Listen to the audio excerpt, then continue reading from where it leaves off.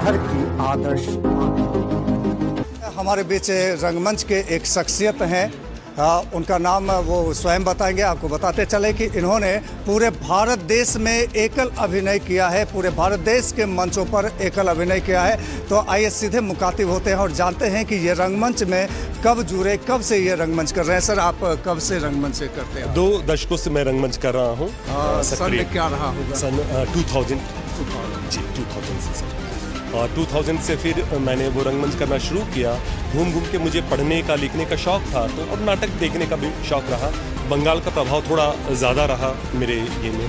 तो जब एक ग्रुप बनाया था किरदार नाट्य दल के, थोड़ी उदासीनता देखा तो फिर लगा कि अच्छा कुछ करना चाहिए। सर, ये रंगमंच में आपने कहीं प्रशिक्षण लिया था या यूँ ही रंगमंच देखते देखते रंगमंच करने का? जी, मैंने 2-3 वर्कशॉप किया है सर। एक NSD का वर्कशॉप मैंने किया है 25 डेज़ का, और फिर मैं माइम का मैंने वर्कशॉप किया है निरंजन गोस्वामी जी के साथ। और NSD का वर्कशॉप सर किस वर्ष में आपने? 2004 में सर। 2004 जी जी। और इसके मेरे जो डायरेक्टर थे वो अजय मलकानी सर।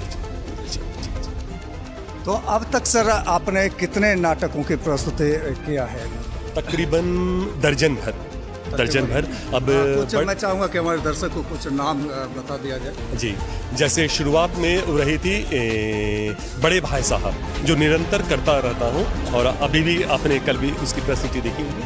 और उसके बाद में एक ज्ञान चतुर्वेदी का जी का डरा हुआ आदमी, और मोहम्मद आरिफ जी का एक किस्सा पापा का चेहरा, और एक प्रसिद्ध कहानी गजानंद माधव मुक्ति जी का पक्षी और दीमक, और एडगर एलन पो की कहानी दिल की आवाज़, और मेरी स्वयं की रचित एक लेफ्ट राइट, और मेरे होने का मतलब, टिकटों का संग्रह, और टिकट का संग्रह। और टिकट का संग्रह एक मार्मिक प्ले जो दर्शकों को बांधे रखा, समा बांध दिया, दर्शक सोचने पर मजबूर हो गया। और दरअसल वो टिकट का संग्रह क्या था, तो उनके निर्देशक और जिन्होंने अभिनय किया है वो हमारे बीच हैं। तो आइए इन्हीं से बात करते हैं कि ये क्या कहना चाहेंगे इस प्ले के विषय में। तो सर, आप क्या कहना चाहेंगे इस प्ले? दरअसल ये एक मनोवैज्ञानिक कहानी है, और बहुत ही बने दुनिया की बेहतरीन कहानियों में से एक ये कहानी मानी गई है।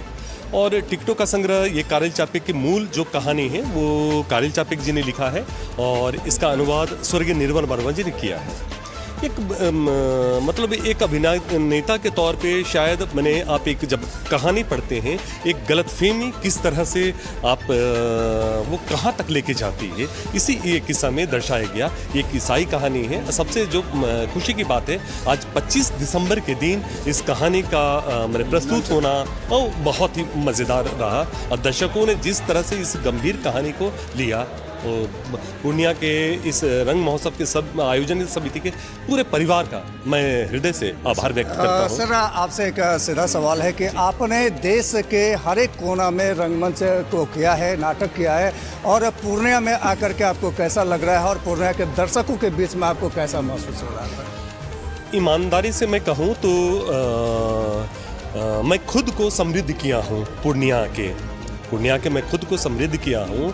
इतने सुधी मैंने दर्शक मैंने हैं कि मैं कह नहीं सकता हूँ। मैं बहुत बहुत आभार व्यक्त करता हूँ। और बिहार हमेशा से बड़ी शानदार जगह रही है रंगमंच के क्षेत्र में, चाहे लेखनी के क्षेत्र में, हमेशा से सर ये कोई अतुलनीय है।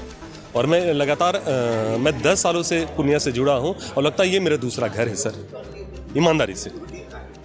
सर, आप किसी परिचय के मोहताज तो नहीं, फिर भी चाहूँगा कि हमारे सुधी दर्शक को आप संक्षिप्त परिचय दे दें अपना। मैं लगातार 2 दशकों से मैं किस्सा गोई करता हूँ। सच कहूँ तो किस्सा गोई करता हूँ। एकल प्ले में तकरीबन मेरे पास में दर्जन भर कहानियाँ हैं जो मैं प्रस्तुत करता हूँ, और इन दिनों टेलीविज़न पे भी सक्रिय हूँ। बस यही है सर। और लगातार आप मुझे कहीं भी एक कहावत मैंने सुनी थी, ना राधा को न मन घी होगा ना राधा नाचेगी। तो मुझे आप कहीं भी बुला लें, बड़े मंच पे बुलाएं, या कहीं पार्क में बुला लें, या किसी के छत पे बुला लें, या घर पे बुला लें, मैं हाजिर हो जाता हूँ। सर अमूमन ये देखा जाता है कि रंगमंच में जब लोग आते हैं तो उनके दिमाग में ये घर कर जाता है कि हमें ये पार्टिकुलर चाहिए, ये जो है आर्टिकल चाहिए, इस चीज़ को लूँगा, इतना टीम चाहिए तो मैं प्रस्तुत कर पाऊँगा। और ये कॉन्सेप्ट आपके दिमाग में सर कब आ गया और कैसे आ गया कि नहीं मुझे तबे 1 लाख चलो ही के राह पे चल देना, तो ये कॉन्सेप्ट कब?